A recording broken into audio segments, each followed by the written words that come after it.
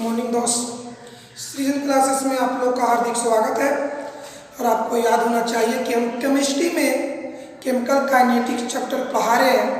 तो उसमें कल के क्लास में हम भिन्न भिन्न कोटि की अभिक्रिया में वेग स्थिरांक का मात्रक कैसे निकाला जाता है, इस बात पर हम चर्चा कर रहे थे। कल पूरी तरह से नहीं हुआ है, आइए उसको हम पूरी तरह से उसको बताते हैं कि शून्य कोटि की अभिक्रिया में कैसे वेग स्थिरांक का मात्रक निकाला जाएगा, प्रथम कोटि की अभिक्रिया में कैसे वेग स्थिरांक का मात्रक निकाला जाएगा, द्वितीय कोटि की अभिक्रिया में कैसे वेग स्थिरांक का मात्रक निकाला जाएगा। तो कल एक हम कंसेप्ट बताए थे कि समानता माने समान रूप से एन कोटि अभिक्रिया के लिए वेग स्थिरांक इकाई मोल प्रति लीटर के पावर 1 - n इंटू प्रति सेकेंड। एक बार सुना जाए, समानता माने समान रूप से या समान रूप में एन कोटि अभिक्रिया के लिए वेग स्थिरांक का इकाई यानी मात्रक मोल प्रति लीटर के पावर 1 - n इंटू प्रति सेकेंड होता है। कैसे होता है, कल की क्लास में हम आपको बताए थे। इस स्टेप पर, इस कंसेप्ट पर अगर ये याद रहेगा तो शून्य कोटि का भी निकाल लेंगे, प्रथम कोटि का भी निकाल लेंगे, द्वितीय कोटि में जितना कोटि का है तो निकाल लेंगे। तो आइए क्या बता दें, समानता एक कोटि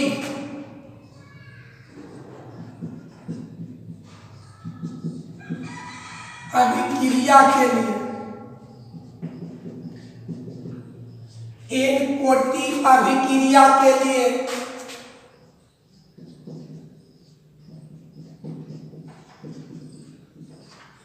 वेग स्थिरांक का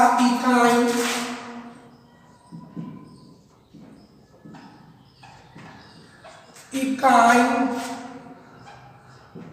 मोल प्रति लीटर के पावर 1 - n इंटू प्रति सेकेंड होता है। अगर ये आपका याद रहेगा तो जितना कोटि का है शून्य कोटि याद है मेरे भाई, एक बार समझना, समानता माने समान रूप से एक कोटि अभिक्रिया के लिए वेग स्थिरांक का इकाई मोल प्रति लीटर के पावर 1 - n इंटू प्रति सेकेंड होता है। अगर एक कंसेप्ट याद रहेगा तो जितना कोटि का पूछेगा, अगर पूछेगा शून्य कोटि की अभिक्रिया में या शून्य कोटि अभिक्रिया के लिए वेग स्थिरांक का मात्रक, तो शून्य कोटि कहेगा तो n के जगह 0 दे देना है। प्रथम कोटि अभिक्रिया कहेगा तो n के जगह 1 दे देना है। द्वितीय कोटि का अभिक्रिया कहेगा तो n के जगह 2 दे देना है। तृतीय कोटि का अभिक्रिया कहेगा तो n के जगह 3 दे देना है। चतुर्थ कोटि का अभिक्रिया कहेगा तो n के जगह, यानी ये एक तरह का फार्मूला हो गया। ये याद रहेगा, मोल प्रति लीटर के पावर 1 - n इंटू प्रति सेकेंड। अगर ये रहेगा तो आप किसी भी कोटि में वेग स्थिरांक का मात्रक निकाल सकते हैं। एग्जाम्पल देखा जाए बाबू, एग्जाम्पल शून्य कोटि अभिक्रिया, शून्य कोटि अभिक्रिया के लिए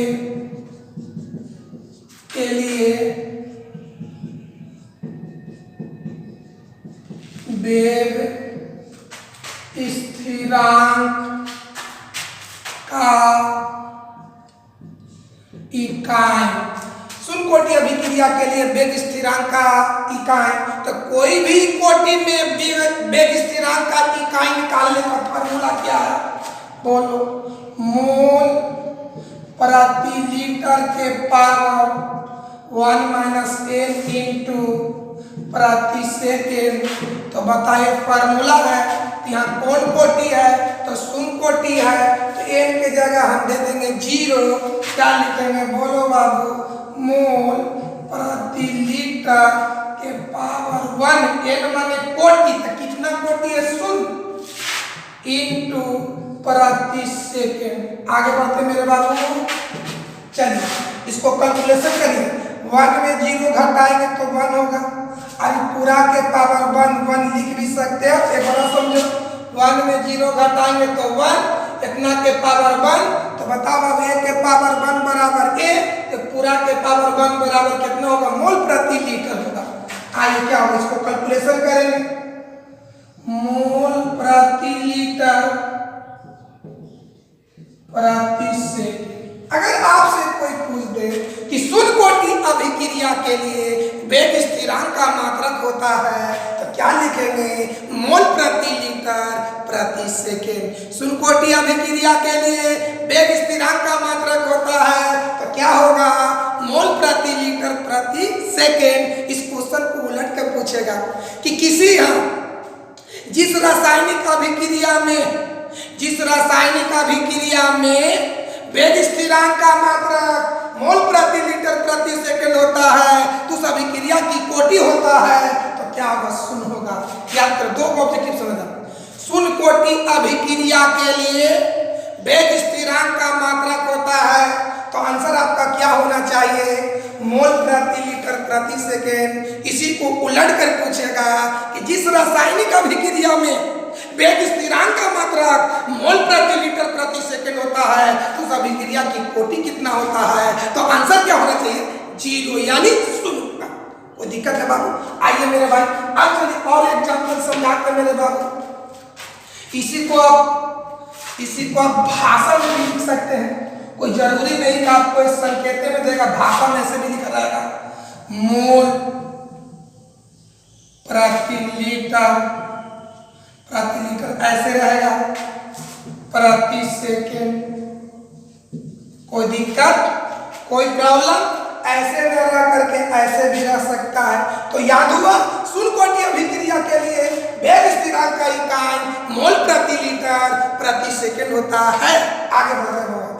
चलिए, प्रथम कोटि अभिक्रिया के लिए प्रथम कोटि न कह करके प्रथम क्रम भी कह सकता है, द्वितीय कोटि न कह करके द्वितीय क्रम भी कह सकता है, यानी कोटि का दूसरा नाम है क्रम। चलिए तो लिख सकते हैं प्रथम कोटि अभिक्रिया के लिए प्रथम कोटि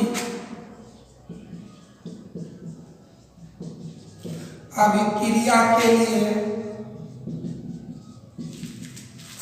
वेग स्थिरांक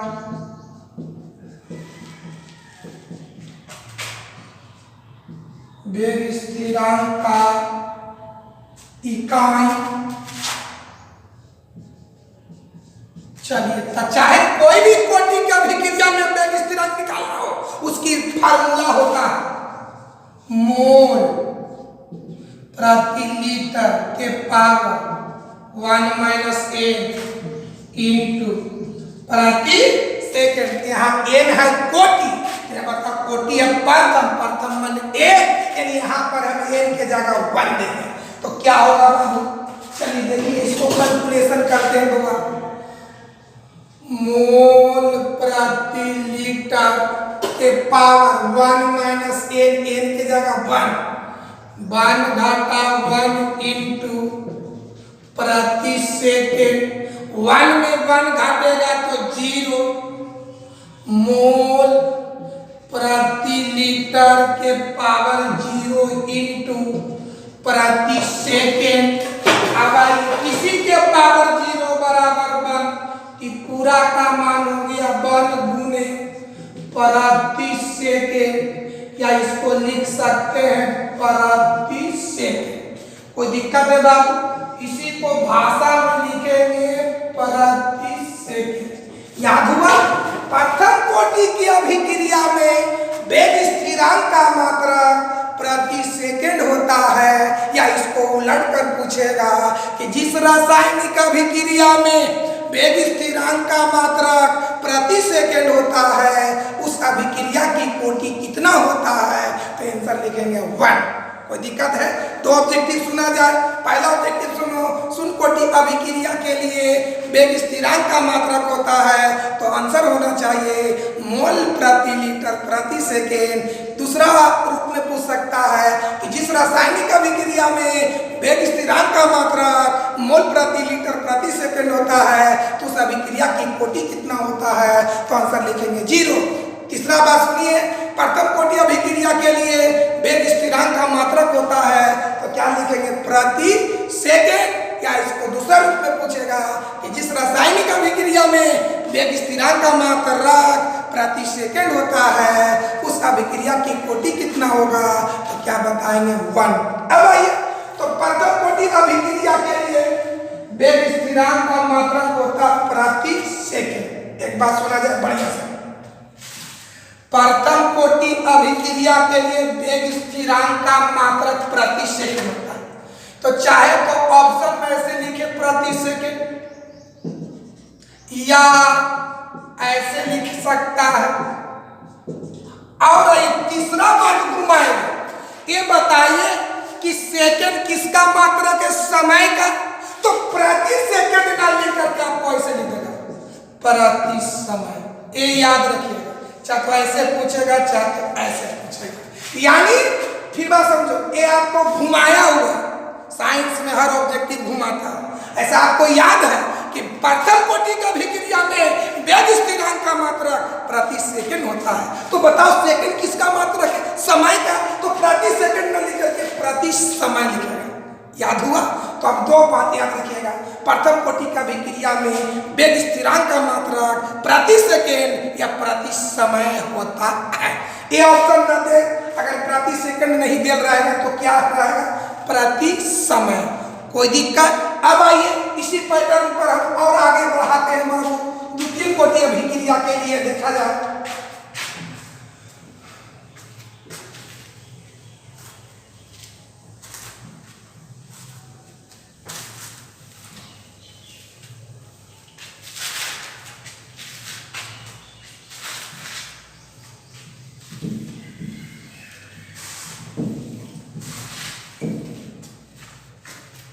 देखो छोटू, इस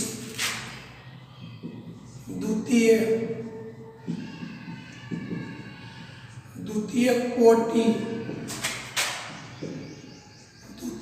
कोटि अभिक्रिया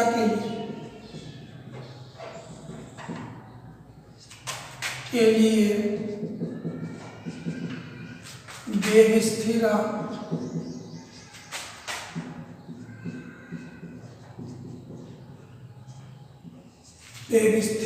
का इकाई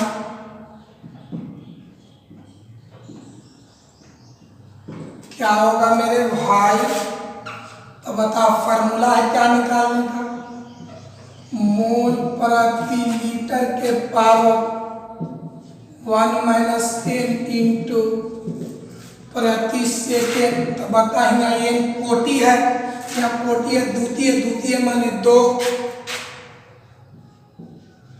मोल प्रति लीटर 1 - 2 इंटू प्रति सेकेंड, मोल प्रति लीटर के पावर -1 प्रति सेकेंड। ये मोल है तो मोल के पावर भी -1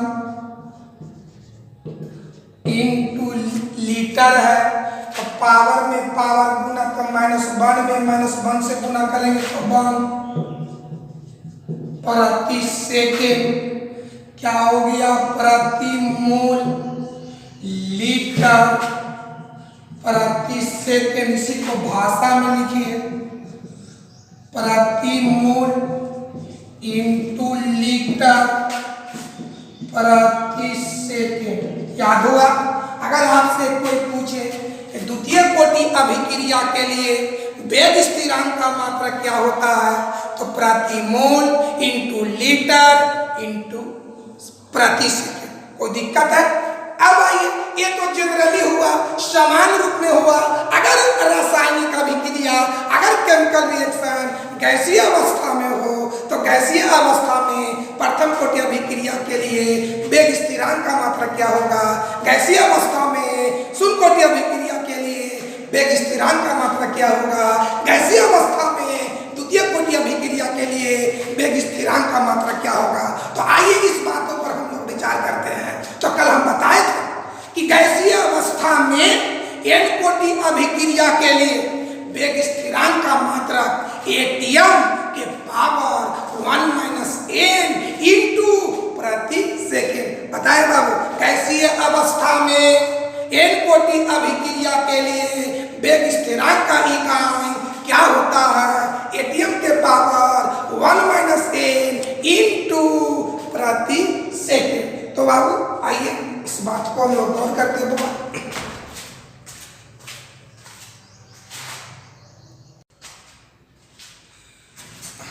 बाबू तो देखिए, कल की क्लास में बताया था गैसीय अवस्था में n कोटि अभिक्रिया के लिए वेग स्थिरांक का इकाई एटीएम को हिंदी में कहते हैं वायुमंडल। एटीएम के पावर 1 माइनस n इंटू प्रति सेकेंड। अब इस पैटर्न के आधार पर शून्य कोटि अभिक्रिया में भी निकाल लेंगे, प्रथम कोटि अभिक्रिया में निकाल लेंगे, द्वितीय कोटि अभिक्रिया में निकाल लेंगे। कब? जब अभिक्रिया कौन अवस्था में हो? गैसीय अवस्था में। गैसीय अवस्था में उदाहरण, गैसीय अवस्था में शून्य कोटि अभिक्रिया के लिए वेग स्थिरांक का मात्रक तो n की जगह देंगे 0। प्रथम कोटि अभिक्रिया के लिए वेग स्थिरांक का मात्रक n की जगह देंगे 1। द्वितीय कोटि अभिक्रिया के लिए वेग स्थिरांक का मात्रक n की जगह देंगे 2। कब? जब वो कौन अवस्था में हो? गैसीय अवस्था में हो। अब आइए इससे एग्जाम्पल लेते हैं बुआ। चलिए ए मात्रा का यूज तभी करेंगे जब वहां पर अवस्था गैसीय हो, यानी केमिकल रिएक्शन यानी रासायनिक अभिक्रिया कौन अवस्था में हो? गैसीय अवस्था में हो। और जनरली माने समानता माने गैस अवस्था को छोड़कर अन्य अवस्था में है। तो इसके पहले हम आपको बताएं। आइए देखिए बाबू एग्जाम्पल,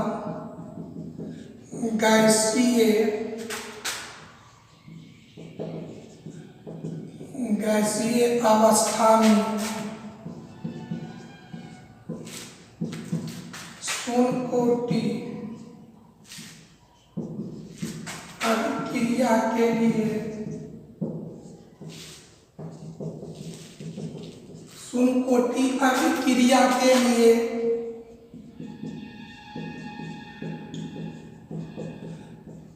वेग स्थिरांक का इकाई एटीएम के पावर 1 माइनस n इंटू प्रति सेकेंड। ये फार्मूला है। तो n माने कोटि के, यहाँ कोटि है शून्य। एटीएम के पावर 1 माइनस 0 प्रति सेकेंड। 1 में 0 घटाएंगे 1। एटीएम के पावर 1 प्रति सेकेंड। एटीएम के पावर 1 तो जेम के टेम प्रति सेकेंड। आपसे कोई पूछ दे, इसको भाषा में भी लिख सकते हैं। एटीएम को हिंदी में कहेंगे वायुमंडल, वायुमंडल इंटू प्रति सेकेंड। यानी कोई पूछ दे कि गैसीय अवस्था में शून्य कोटि अभिक्रिया के लिए वेग स्थिरांक का मात्रक होता है तो एटीएम इंटू प्रति सेकेंड या वायुमंडल इंटू प्रति सेकेंड। इसी तरह से आप प्रथम कोटि अभिक्रिया के लिए निकाल सकते हैं। तो प्रथम कोटि अभिक्रिया के लिए बोलेगा n की जगह देंगे 1। कोई दिक्कत है मेरे बाबू? अगर द्वितीय कोटि अभिक्रिया के लिखाएगा तो n की जगह देंगे 2। इस तरह से आप लोग प्रैक्टिस कीजिएगा। लेकिन एग्जाम में ज्यादा आता समान रूप वाला, यानी इसके पहले जो बताए हैं वही आपको आता है। तो इतनी इसमें इंपॉर्टेंट तीनों को 3 बात याद रखेंगे, आपको नहीं छूटेगा। पहला क्वेश्चन समानता, समानता n कोटि अभिक्रिया के लिए, समानता n कोटि अभिक्रिया के लिए वेग स्थिरांक का इकाई तो मोल प्रति लीटर के पावर 1 माइनस n इंटू प्रति सेकेंड होता है। शून्य कोटि अभिक्रिया के लिए वेग स्थिरांक का मात्रक मोल प्रति लीटर प्रति सेकेंड होता है। प्रथम कोटि अभिक्रिया के लिए वेग स्थिरांक का मात्रक प्रति सेकेंड या प्रति समय होता है। गैसीय अवस्था में n कोटि अभिक्रिया के लिए वेग स्थिरांक का मात्रक एटीएम के पावर 1 माइनस n इंटू प्रति सेकेंड होता है। ये था विभिन्न कोटि की अभिक्रिया में वेग स्थिरांक का इकाई निकालने का तरीका। अब हम अगले टॉपिक पर हम विचार करते हैं। चलिए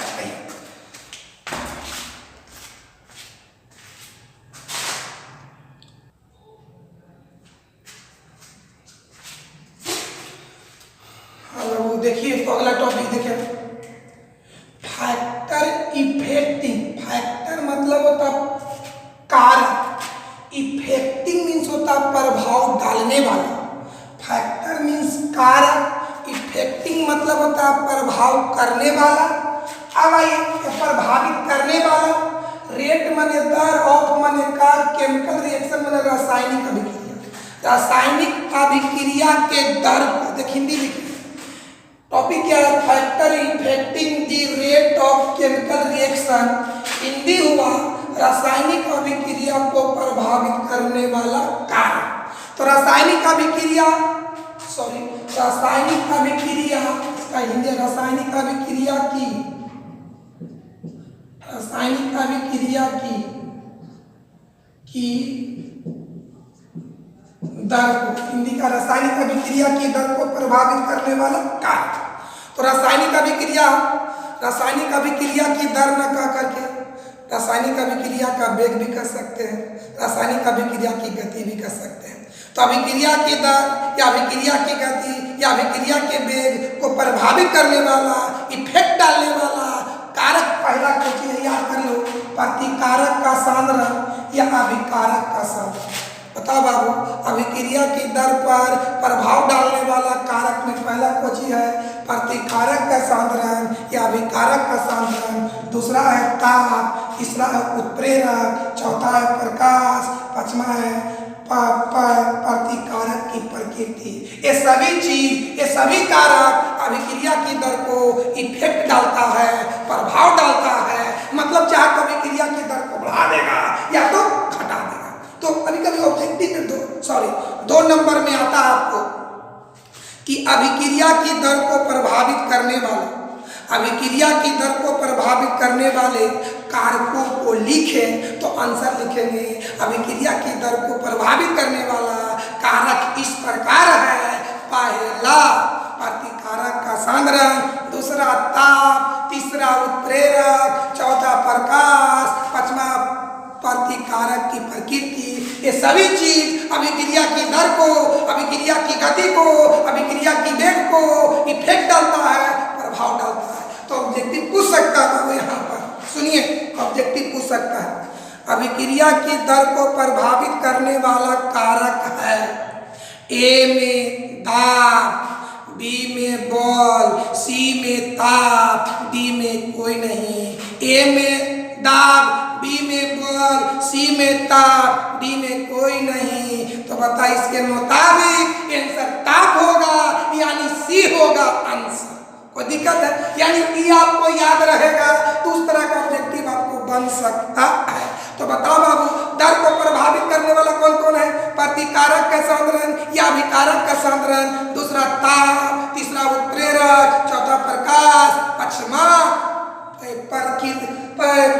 प्रतिकारक की प्रकृति। ये सभी चीज उस पर प्रभाव डालता है। इससे इसके आधार पर एक और ऑब्जेक्टिव पूछ सकता है कि निम्नलिखित में कौन अभिक्रिया की दर को प्रभावित नहीं करता? ए में प्रतिकारक का सांद्रण, बी में ताप, सी में बल, डी में कोई नहीं। तो इसके मुताबिक आंसर होना चाहिए बल। इतना याद रहेगा तो आपको हाँ बोला और ना बोला ऑब्जेक्टिव बन जाएगा। कौन प्रभावित करता है तो उससे वो भी ऑब्जेक्टिव बन जाएगा, कौन प्रभावित नहीं करता है इसके आधार पर ऑब्जेक्टिव बन जाएगा। तो कोई दिक्कत है?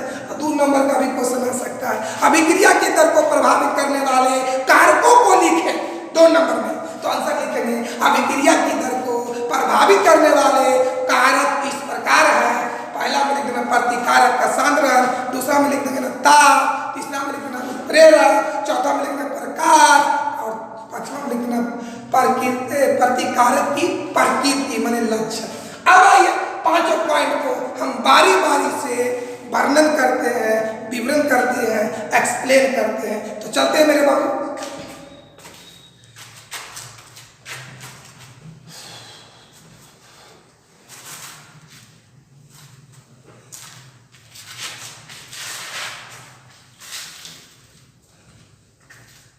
चलिए, अभिक्रिया की दर को प्रभावित करने वाला पहला पॉइंट है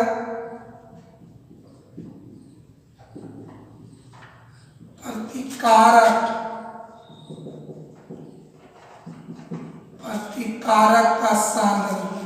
आइए हम आपको एक फार्मूला बताए थे।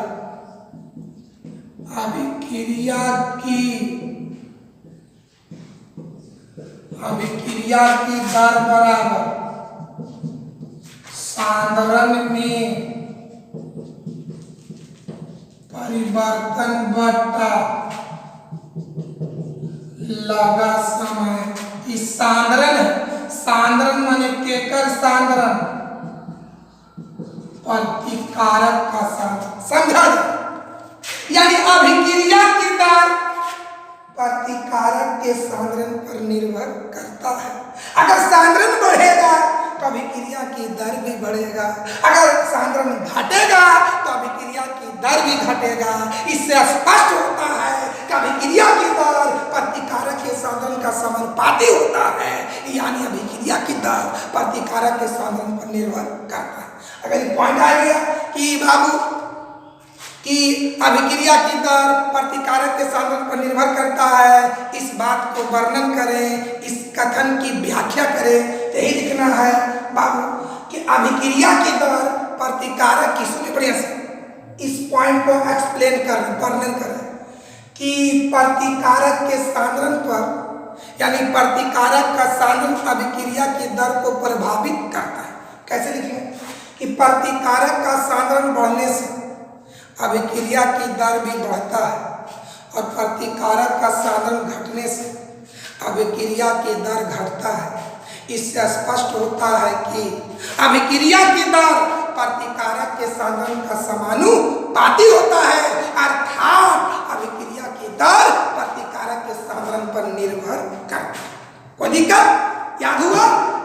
फिर एक बार याद किया जाए।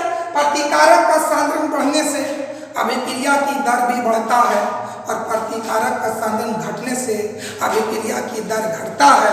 इससे स्पष्ट होता है कि अभिक्रिया की दर प्रतिकारक के सांद्रण का समानुपाती होता है, अर्थात अभिक्रिया की दर प्रतिकारक के सांद्रण पर निर्भर करता है। आइए अगला पॉइंट इसका जवाब। दूसरा क्या है बोलो?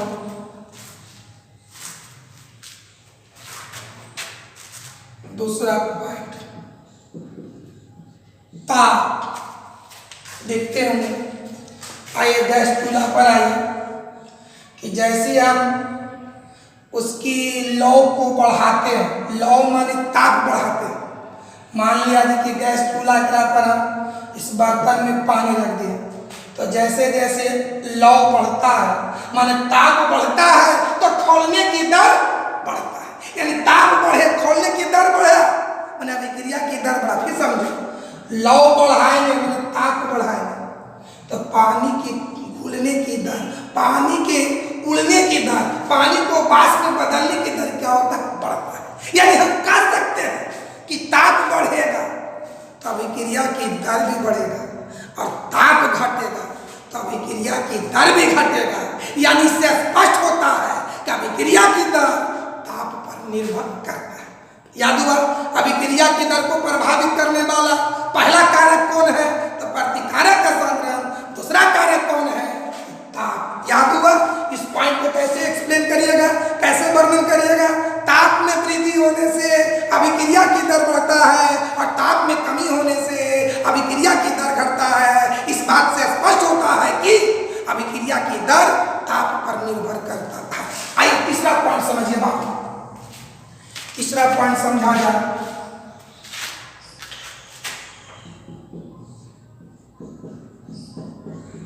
उत्प्रेरक, अंग्रेजी में कहते हैं कैटेलिस्ट। उत्प्रेरक समझा जाए, ये आप लोग 7 क्लास से उत्प्रेरक की परिभाषा पढ़ते हैं। तो उत्प्रेरक उस पदार्थ को कहते हैं जो रासायनिक अभिक्रिया की गति को या तो बढ़ा देता है या तो घटा देता है। उत्प्रेरक उस पदार्थ को कहते हैं जो दिए गए रासायनिक अभिक्रिया की गति को या तो बढ़ा देता है या तो घटा देता है। इस कथन से स्पष्ट होता है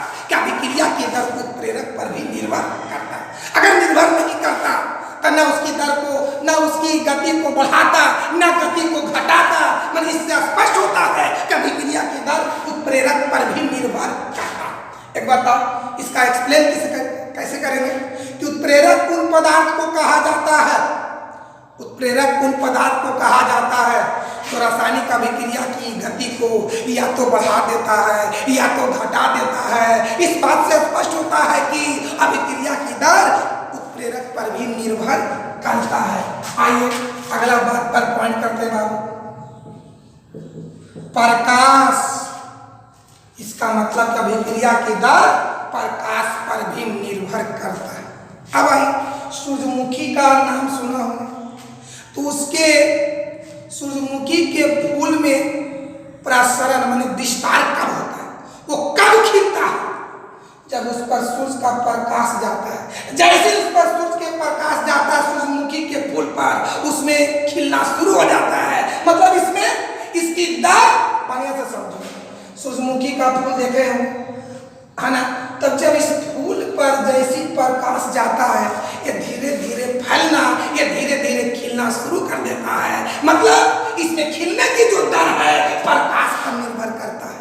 एक और बात समझते हैं, 10 बजिया फूल होता है, 10 बजिया फूल होता है, उस फूल के कली पर जैसी प्रकाश जाता है उसमें खिलने की दर क्या हो जाता है, बढ़ जाता है। यानी हम कह सकते हैं इस धरती पर, इस संसार में कुछ ऐसे रासायनिक अभिक्रिया होते हैं जो सूर्य के प्रकाश पर निर्भर करता है। इस बात से स्पष्ट होता है कि अभिक्रिया की दर प्रकाश पर भी निर्भर करता है।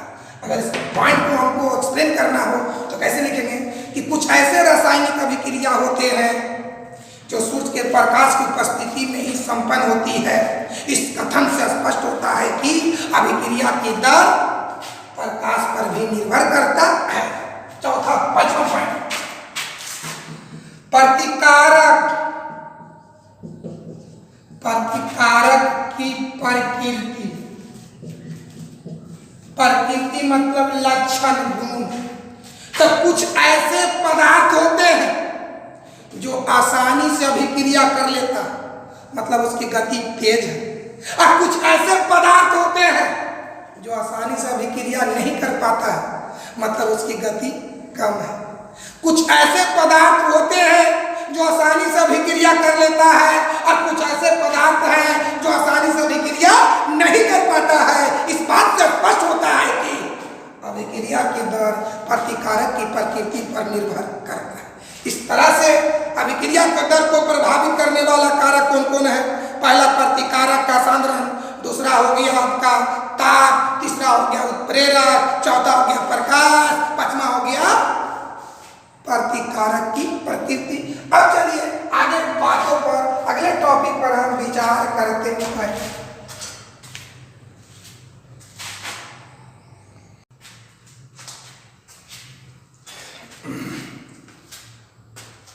आइए तो आगे वाला टॉपिक पर गौर किया जाए। रेट कांस्टेंट, इसका हिंदी हुआ वेग स्थिरांक या गति स्थिरांक।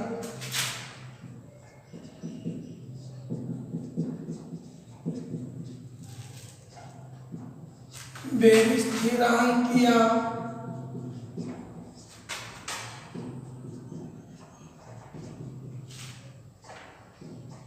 गति स्थिरांक। रेट कांस्टेंट का हिंदी होता है वेग स्थिरांक या गति स्थिरांक, जिसको पराया के से दर्शाया जाता है। तो रेट कांस्टेंट का हिंदी होता है वेग स्थिरांक या गति स्थिरांक, जिसको पराया के से दर्शाया जाता है। तो अभी हम आपको एक कथन बताए थे कि अभिक्रिया की दर प्रतिकारक के सांद्रण का समानुपाती होता है। और आपको यह भी बताए थे कि अभिक्रिया की दर को पराया R या dx बटा dt से दर्शाया जाता है। तो आइए इस टॉपिक को समझने के लिए इस बात पर विचार कीजिए कि अभिक्रिया की दर प्रतिकारक के सांद्रण का समानुपाती होता है। ये अभी इस सेंटेंस पर गौर किया जाए। अभिक्रिया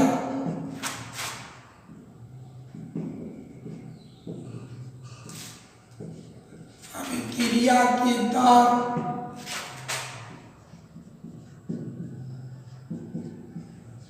प्रतिकारक के सांद्रण का समानुपाती होता है। समानुपाती होता है। अभिक्रिया की दर प्रतिकारक के सांद्रण का समानुपाती होता है। एग्जाम्पल समझा जाएगा। A प्लस B अभिक्रिया करेगा तो C प्लस D बनाएगा। ये आपका हो गया प्रतिकारक। तो क्या बोलता है अभिक्रिया की दर। तो याद करो अभिक्रिया की दर को पराया कोटि से R से, प्रतिकारक का सांद्रण तो प्रतिकारक के रूप में A और B है तो A का सांद्रण बोलो बड़ी ब्रैकेट A, B का सांद्रण बोलो बड़ी ब्रैकेट B। अब बताइए सांद्रणों के बीच ये सांद्रता के बीच गुणन सिद्धांत से बीच में इंटू होगा। तो बताओ बाबू ये हो गया प्रतिकारक का सांद्रण, ये हो गया अभिक्रिया की दर, बीच में काची कची समानुपाती का। यानी R कहने से अभिक्रिया की दर बड़ी ब्रैकेट A इंटू बड़ी ब्रैकेट B कहने से प्रतिकारक का सांद्रण तो अभिक्रिया की दर प्रतिकारक के सांद्रण का समानुपाती होता है। उसके मुताबिक ये हुआ। अब ये भी जानते हैं समानुपाती चिन्ह हटता है तो बराबर है और इधर कोई कांस्टेंट चला जाए R बराबर इधर लिखते हैं R बराबर कोई कांस्टेंट के रूप में K बड़ी ब्रैकेट A इंटू बड़ी ब्रैकेट B। इसी कांस्टेंट को, इसी नियतांक को, इसी अचर को हम कहते हैं वेग स्थिरांक।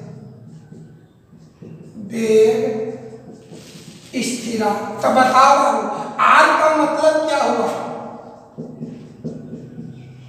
अभिक्रिया की दर, इसका मतलब क्या हुआ प्रतिकारक का सांद्रण।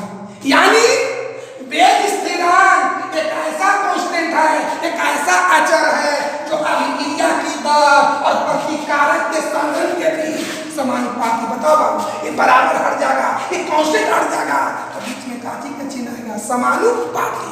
यानी वेग स्थिरांक एक ऐसा कांस्टेंट है, एक ऐसा अचर राशि है जो अभिक्रिया की दर और प्रतिकारक के सांद्रण के बीच समानुपाती संबंध को दर्शाता है।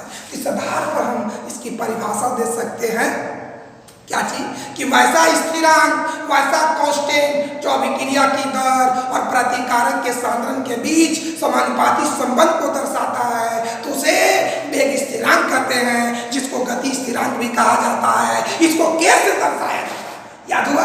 वैसा स्थिरांक जो अभिक्रिया की दर और प्रतिकारक के सांद्रण के बीच समानुपाती संबंध को दर्शाता है तो ऐसे अभिक्रिया को तो ऐसे वेग स्थिरांक सुस्त बाबू क्या चीज वैसा स्थिरांक जो अभिक्रिया की दर और प्रतिकारक के सांद्रण के बीच समानुपाती संबंध को दर्शाता है तो ऐसे स्थिरांक को वेग स्थिरांक कहते हैं, जिसको गति स्थिरांक भी कहा जाता है। जी इसको प्राय के से दर्शाया जाता है। यानी वेग स्थिरांक से हमको एक पॉइंट मिला, एक पॉइंट मिला माने एक बात मिला। क्या बात है कि वेग स्थिरांक अभिक्रिया की दर और प्रतिकारक के सांद्रण के बीच समानुपाती संबंध को दर्शाता है। आइए इसी से रिलेटेड और कुछ बात को जानते हैं। देखिए बाबू अगला देखा जाए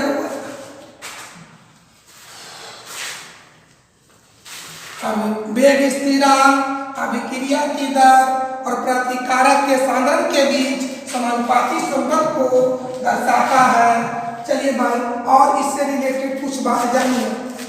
बताइए हम अभी बताए R बराबर K इंटू बड़ी ब्रैकेट A बड़ी ब्रैकेट B इसको कहेंगे अभिक्रिया की दर।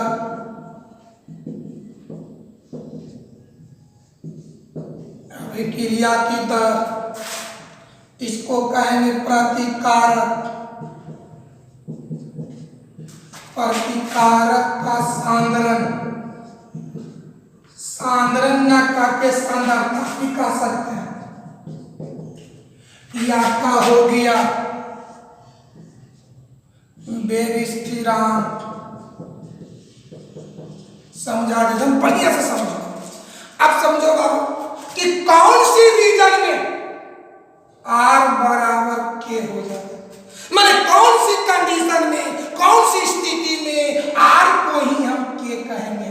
तो बताओ बाबू, इसका मान बंद कर दे, इसका मान बंद कर दे, माने दोनों सदरता का मान बंद कर दे,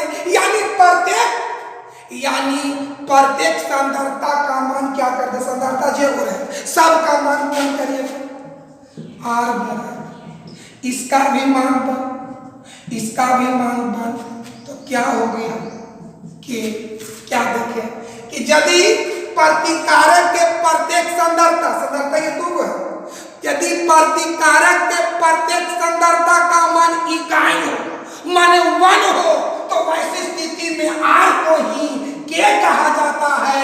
R का मतलब अभिक्रिया की दर और K का मतलब वेग स्थिरांक। मैंने यहाँ से कॉन्सेप्ट निकल कर आया कि यदि प्रतिकारक के प्रत्येक सांद्रता का मान 1 हो, माने इकाई हो, तो ऐसे कंडीशन में अभिक्रिया की दर को, अभिक्रिया की वेग को, अभिक्रिया की गति को वेग स्थिरांक कहा जाता है। यानी वेग स्थिरांक का मान अभिक्रिया की दर पर निर्भर करता है।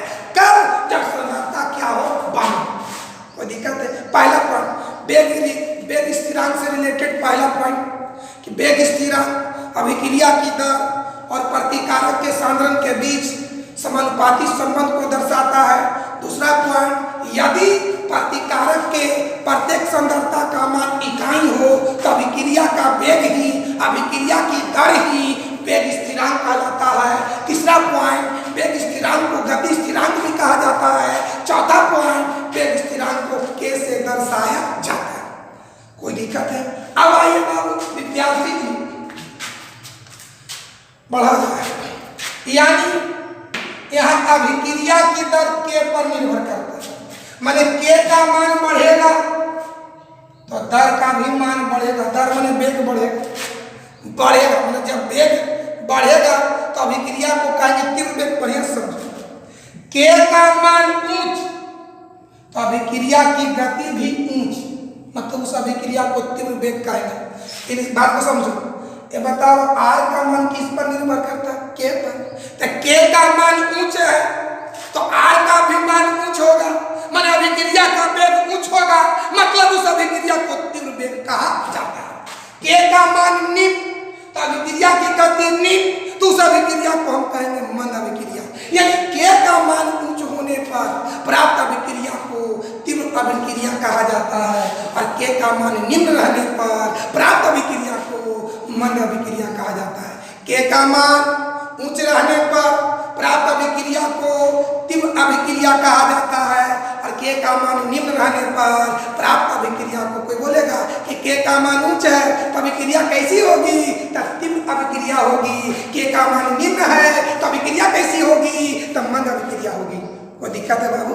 और आपको एक भी बता दें कि बताओ मेरे भाई, शून्य कोटि का अभिक्रिया में वेग स्थिरांक का मात्रा मोल प्रति लीटर प्रति सेकंड, प्रथम कोटि का अभिक्रिया में वेग स्थिरांक का मात्रा प्रति सेकंड, मैंने हर कोटि का अभिक्रिया में वेग स्थिरांक का मात्रा भिन्न होता है। शून्य कोटि का अभिक्रिया में क्या है? मोल प्रति लीटर प्रति सेकंड, जो आप बताए हैं।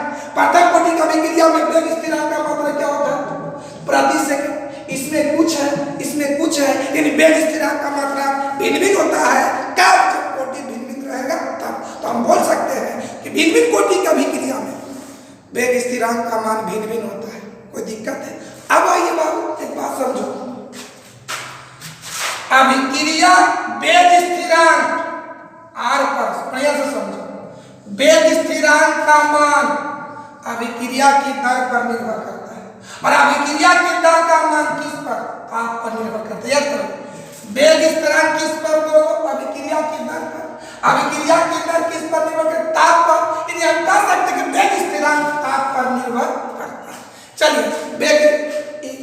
स्थिरांक से रिलेटेड प्रमुख बातें जानिए।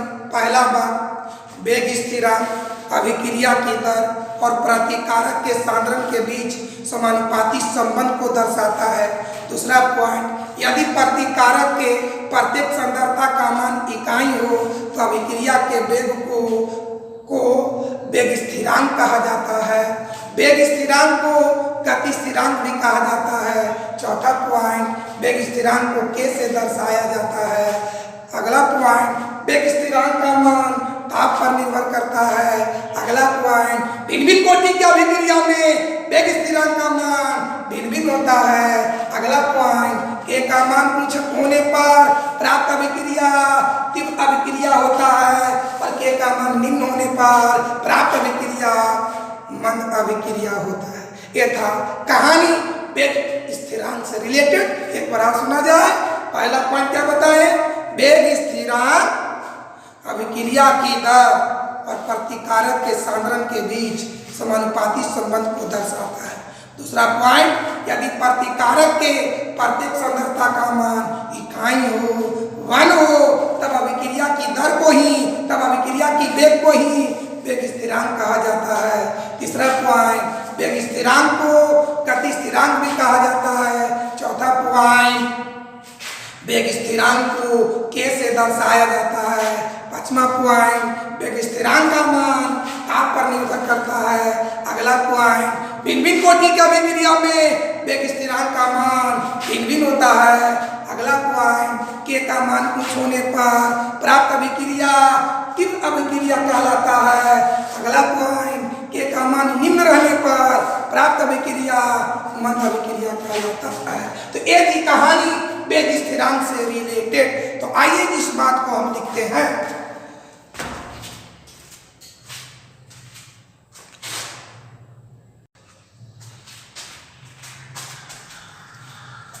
तो देखिए, कोष्ठक से रिलेटेड कुछ प्रमुख बात बताए हैं। देखिए, तो पहला पॉइंट क्या बताए थे? वेग स्थिरांक, देखिए जो बताया हुआ लिखे, वेग स्थिरांक अभिक्रिया की दर और प्रतिकारक के सांद्रण के बीच समानुपाती संबंध को दर्शाता है। दूसरा, यदि प्रतिकारक के प्रत्येक सांद्रता का मान इकाई और 1 हो तो अभिक्रिया की दर को ही वेग स्थिरांक कहा जाता है। तीसरा, वेग स्थिरांक को गति स्थिरांक भी कहा जाता है। चौथा, वेग स्थिरांक को प्रायः k से दर्शाया जाता है। पांचवा, वेग स्थिरांक का मान ताप पर निर्भर करता है। छठा, भिन्न भिन्न कोटि की अभिक्रिया में वेग स्थिरांक का मान भिन्न भिन्न होता है। और सातवां, k का मान उच्च रहने पर प्राप्त अभिक्रिया को तीव्र अभिक्रिया कहा जाता है।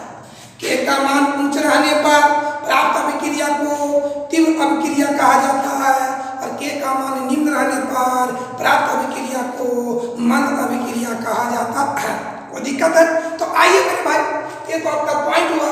अगर क्वेश्चन आपको आ जाए कि वेग स्थिरांक क्या है, वेग स्थिरांक को अपने शब्दों में वर्णन करें, वेग स्थिरांक की व्याख्या करें, अगर 2 नंबर का क्वेश्चन आ जाए तो आप लिख सकते हैं क्या कि यदि प्रतिकारक के प्रत्येक सांद्रता का मान इकाई हो तब अभिक्रिया की गति को, तब अभिक्रिया की दर को ही वेग स्थिरांक कहा जाता है।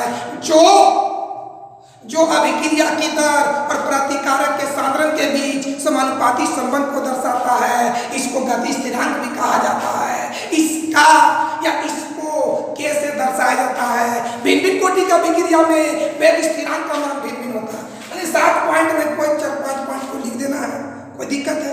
आइए उसको कल दिखाएंगे। आज वीडियो बहुत लॉन्ग हो गया, बहुत लंबा हो गया। आज क्लास को यहीं तक समाप्त करते हैं।